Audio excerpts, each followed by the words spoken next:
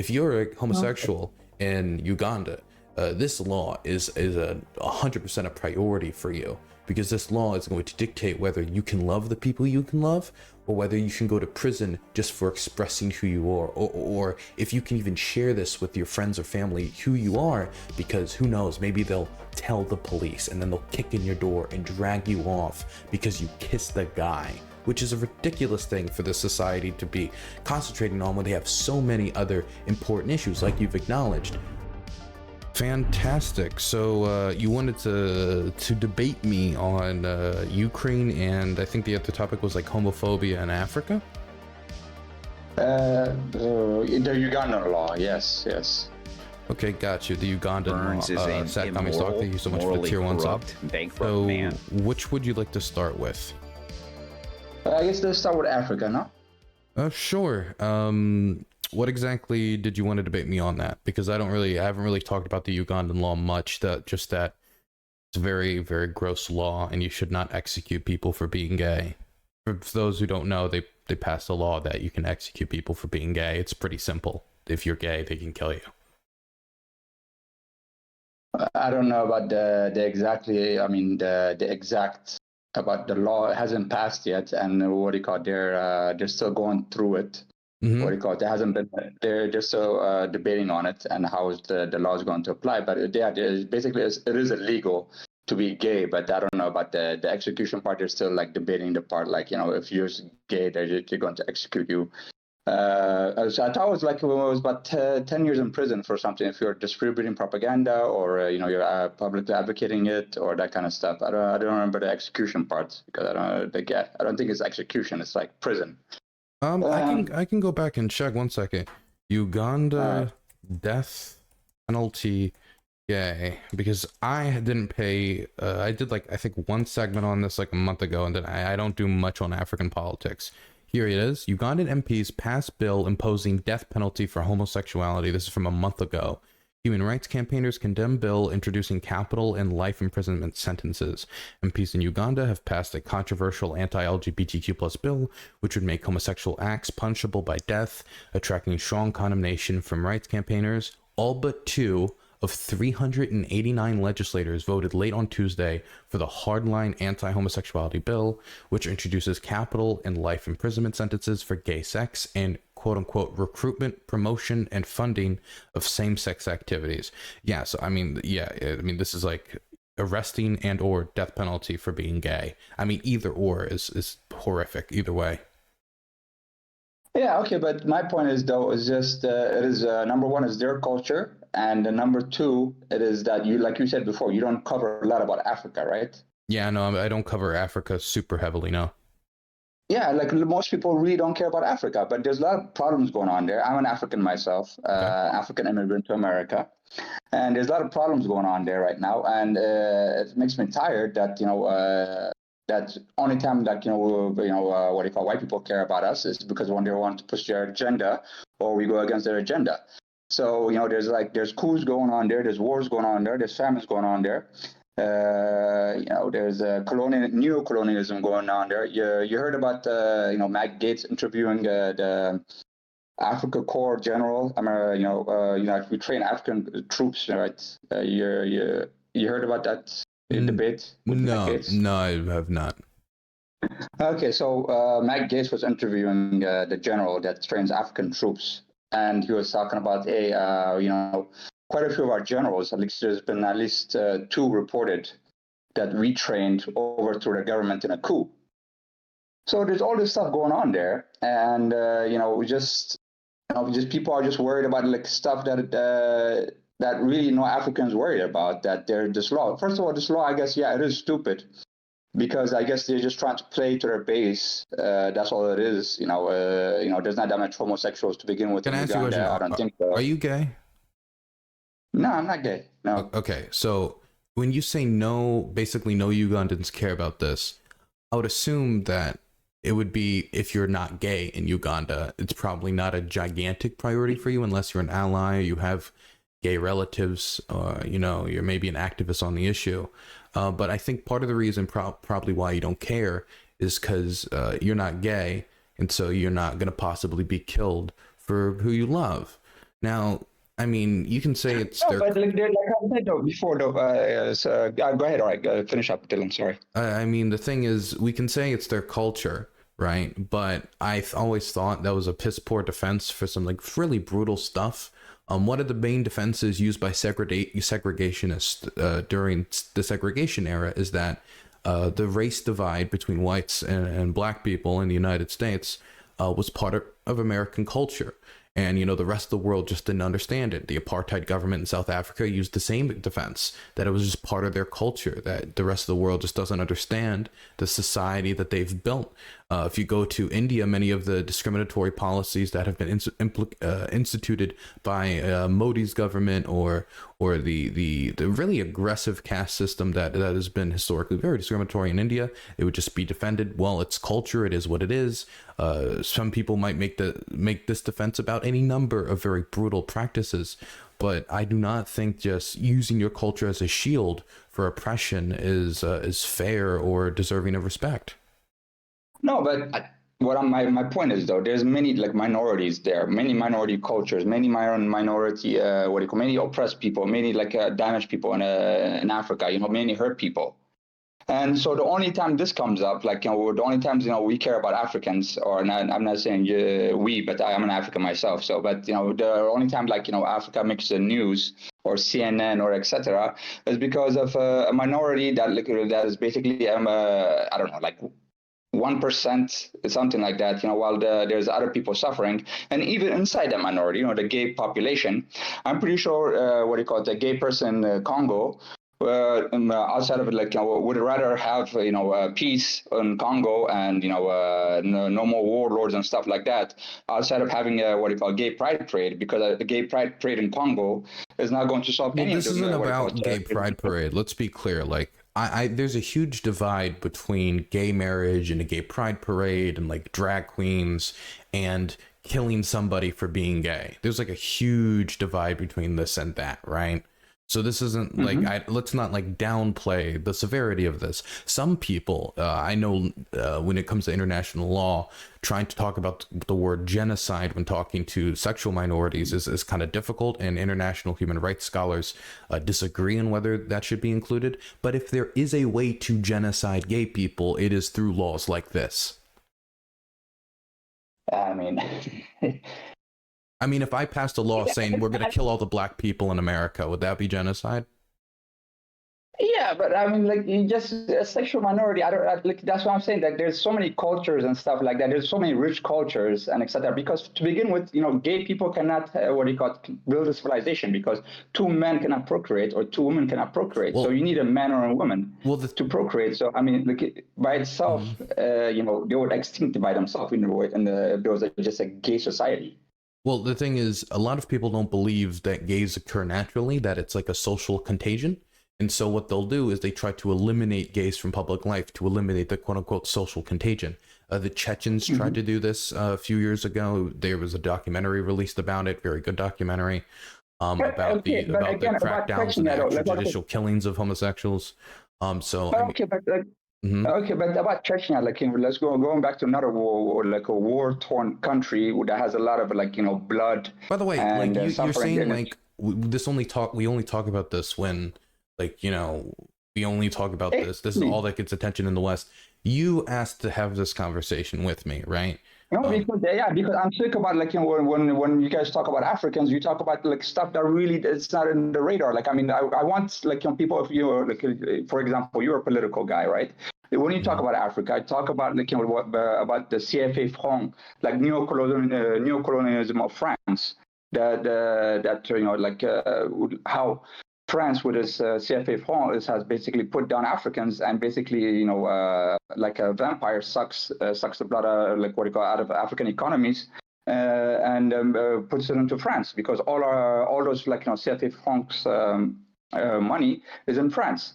Other things, the invasions of France as well, like, you know, the military operations of France, of Germany, and etc. And the guys are fighting terrorism. They're coming and putting military bases, like, you know, many places in Africa, but nobody cares. Like I said, you know, so Africa is a dark continent. We have a lot of oppression. We have a lot of suffering. It's the poorest continent as well. And, you know, so I find it disheartening when people say, oh, they want to help about Africans, they care about minorities, and the things they talk about are just like, oh, gay laws and gay rights. Gay Even the first laws. place, like I said, well, To be yeah, it's clear, the to be anti-gay clear, law. they're passing the gay laws. They're making it a conversation about homosexuals, right? If they Well, wouldn't even pass the law in the that, first like I place, I said, wouldn't be talking. We wouldn't be having this conversation. yeah, it's a stupid law, but like I'm just saying though, but are they really that is homosexual pervasive in Uganda that they try to make this law? But at the end, at the other The thing, end by the of the way, you spectrum said as that well. earlier when you said like, oh, there isn't even those many homosexuals in Uganda. This is ridiculous. There are homosexuals in every society across the world, but the more homophobic and less accepting the society is, the less present you're going to see it in public life. This is how Razman Kadyrov, the dictator of Chechnya, was able to say there's no gays in Chechnya, because if you're publicly gay in Chechnya, they're going to execute you, or they're going to throw you in a prison chamber to be tortured, shocked with electric therapy, or beat you with pipe. Well, first of all, I watched that documentary too. A lot of it was propaganda, against It the wasn't, but Chechen leader. continue. Okay, and every country has its taboos as well. Like in America, we lampoon people for sleeping with prostitutes. I've seen like a video of a guy that that was trying to sleep with a prostitute, and he came on national television. He had the cop put him was it Sheriff Grady from Florida. He put him on he put him national television, embarrassed him, probably lost his job, probably lost his wife and kids. So, and then arrested him. So, just because for sleeping with prostitutes. Well, you can go in Amsterdam and just sleep with a prostitute and nobody cares. But in America, that's a taboo. Are we really going to compare taboo, sleeping with a prostitute to just being gay? No, but I'm just saying we have sexual taboos, right? That's what I'm saying. Like in America, you get arrested for sleeping with a prostitute. You can get arrested for sleeping with a prostitute. There's no death penalty that comes with sleeping with a prostitute for either the prostitute or the person who sleeps with the prostitute. Well, they're arguing about the death penalty. I don't think they're going to put it in there. They're just going to say, prison sentence. But anyway, okay, there's a taboo for that. There's also a taboo for for marrying more than one woman. You go to jail for that too. That's why the Mormons left to Mexico, and the ones here, the ones in America, they changed their religion to make it one man and one woman. But so we have taboos as well, sexual taboos and marriage taboos as well in our country. So every country has taboos, and if I was trying to justify racism in my country, I could be like, all countries are racist. Like all countries are racist against somebody. No, right? but you don't even acknowledge that we have taboos in America. Yeah, people would have. What do you mean I won't acknowledge it? Of course, we have taboos in America, but I think there's a gigantic gap between talking about killing somebody for being gay and arresting somebody for sleeping with a sex worker. I know, they're going to arrest them too. That's what I said. They're going. From what I heard recently, they're going to take on the death penalty. They're just going to put it prison sentences. But either ways, all right. Concerning the law, yeah. I think it is a wrong time to put it there because I think Uganda has more pressing matters either ways. But they're just trying to play to their bases. But what I'm trying to say is though. Why is America always trying to push the gay agenda to Africa? So every time a gay an African president comes to CNN, they always ask about the gay question. That's a pressing matter about Africa. We don't have other problems that they asked that to the Kenyan president, to the Ugandan president, to I forgot Robert Mugabe before he died. Well, because I think it's a few reasons. I think the first reason is because a lot of LGBT activists in the international community do genuinely care about the status of queer people in Africa, but also the status of queer people everywhere, like in Iran or Saudi Arabia or in any society where homosexuality is criminalized. But I think the other reason is because when you ask a lot of these leaders, they kind of go crazy when you ask them these questions. Or ask them, what about the gays? And then they'll look at the camera and be like, they're gross, they're disgusting, they're perverts, they're pests in our society. They'll start doing almost like Hitler speeches about homosexuals. Well, Well, I mean, like I said, it's a taboo in their culture, and it's the wrong time to talk about when you're trying to talk politics with a leader of a country. What do you think of sexuality, man?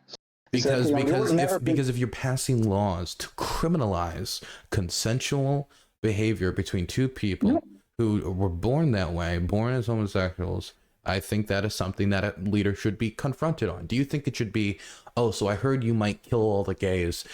We would talk about that, but sorry, but it's just not that important. We don't care. Is that how it should be talked about?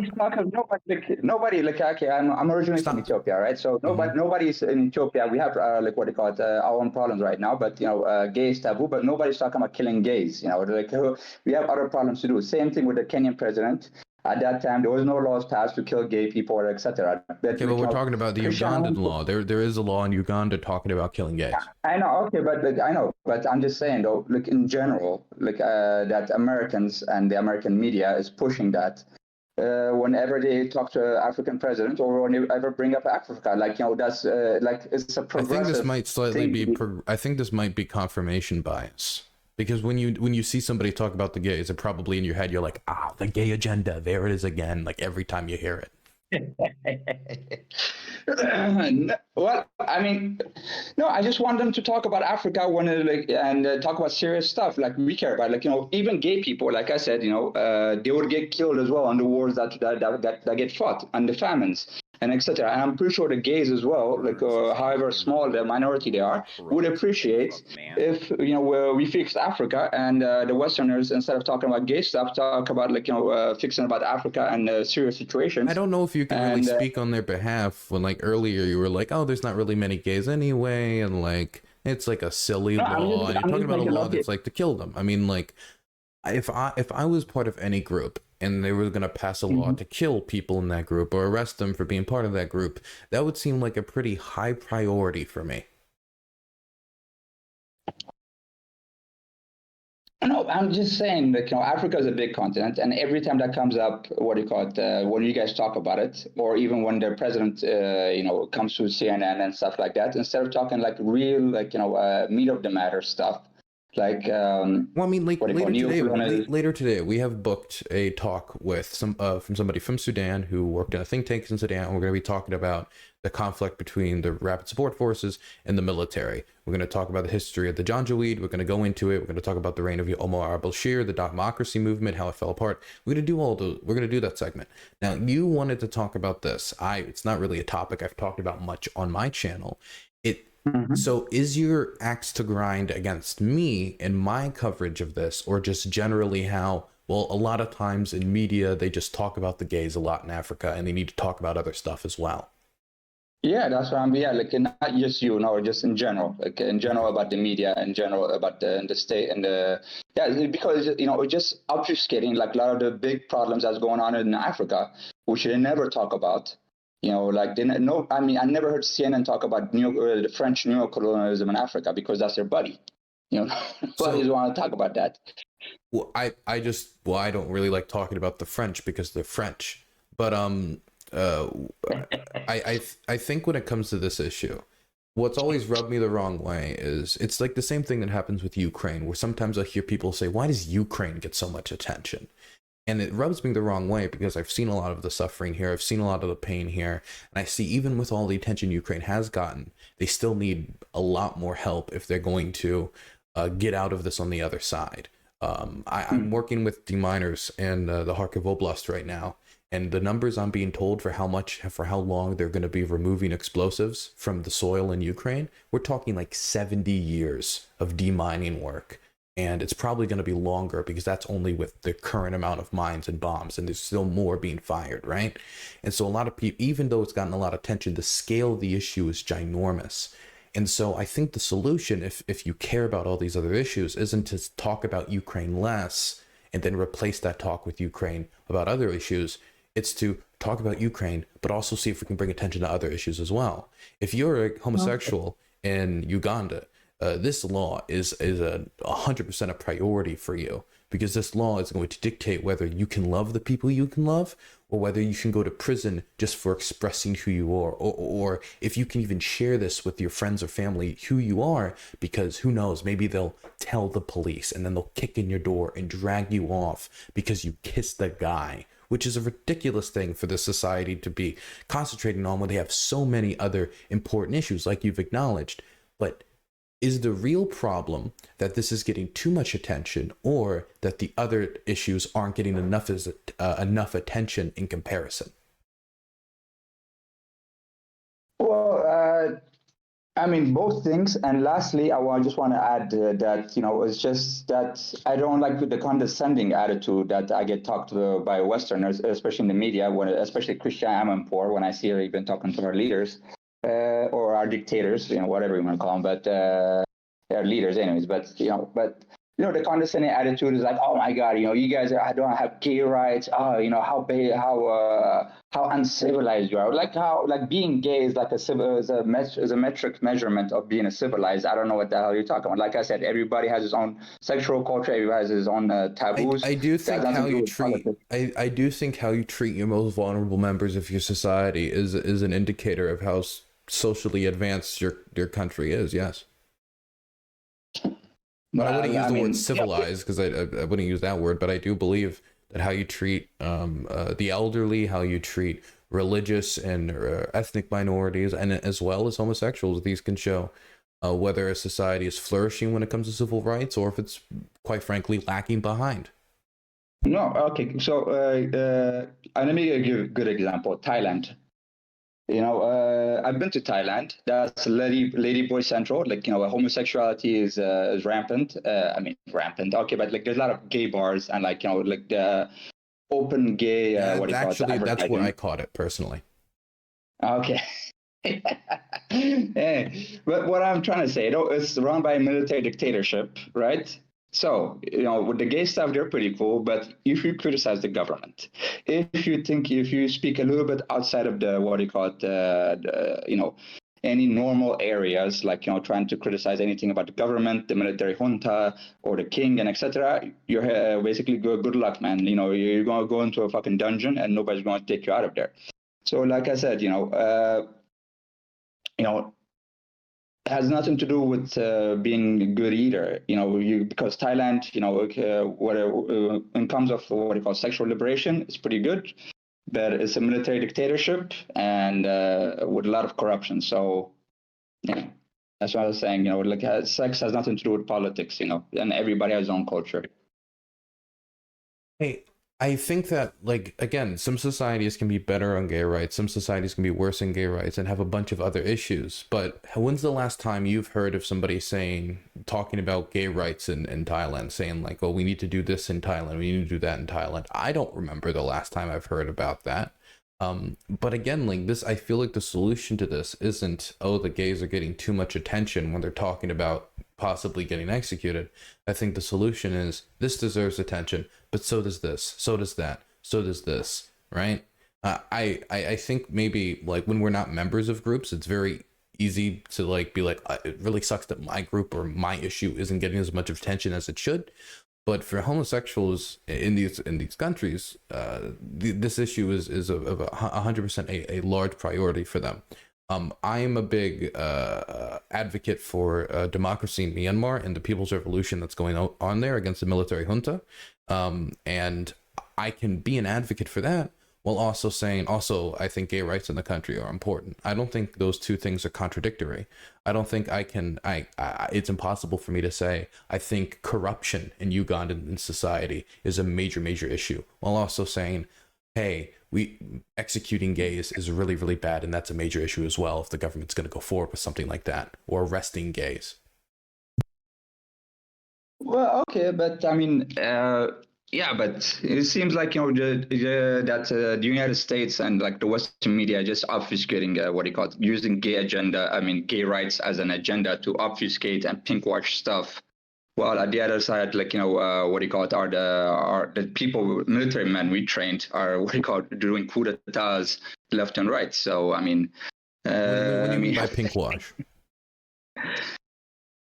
Pinkwash, I mean, like just obfuscate, like just when there's real problems, when your generals are going on, not generals, but like people you trained are going on, military men you trained doing coup d'état in like Burkina Faso and doing coup d'état in other country, or when you're having a military, like what you call building military bases in Somalia and etc. And you go around talking about when an African leader comes to your country, you talk about, hey man, what about gay rights, man? I mean, really, my guy, man, that's most more important right now. Like, gay rights. I mean, people are dying, and gay people too. Like, I mean, but so, and that's my final rebuttal on that one. Yeah, I mean, I feel like if we would apply the standard anywhere else, I feel like it would, I don't think it would stand up. Like, for example, like, again, like I could apply this like for the civil rights era in the United States.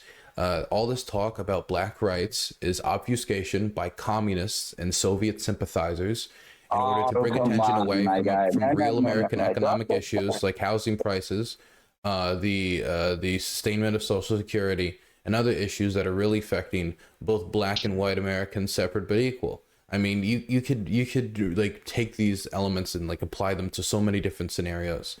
I understand that you are frustrated that there's not enough attention to these other issues that you care about, but I really do not think that gays are being weaponized in order to like erase like coup d'etats. What coup d'etat is being erased in Uganda that we did by us talking about this? The whole of Africa. I'm just talking about the whole of Africa. I'm not just specifically talking about Uganda, but I'm just talking about the whole of Africa. Yeah, but we're talking about specifically Uganda here, and so if this is a tool of obfuscation, then what is being obfuscated by us talking about the fact that a country is possibly passing a law to kill gays? I mean, I feel like if any country in the world passed that law, it would get a ton of attention for good reason. Well, I mean, like I said, it's Africa. We have a lot of like deaths and suffering and coup d'états and what do you call it, the European invasions right now.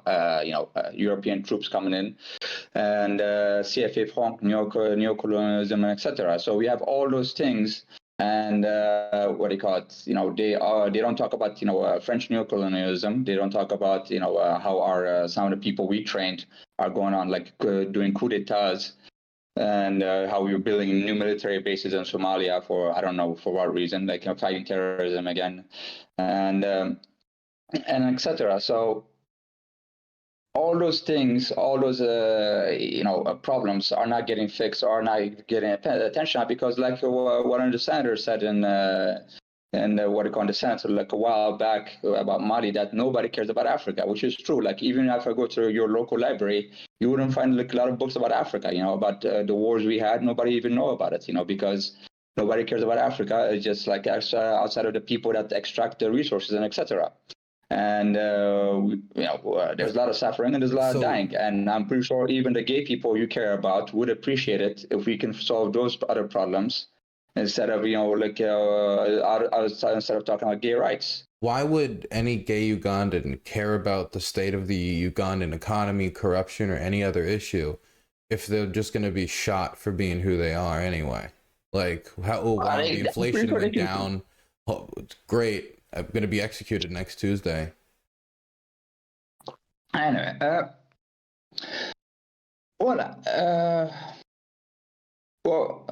like that's just what I said anyway. But let's move on to the Ukraine stuff.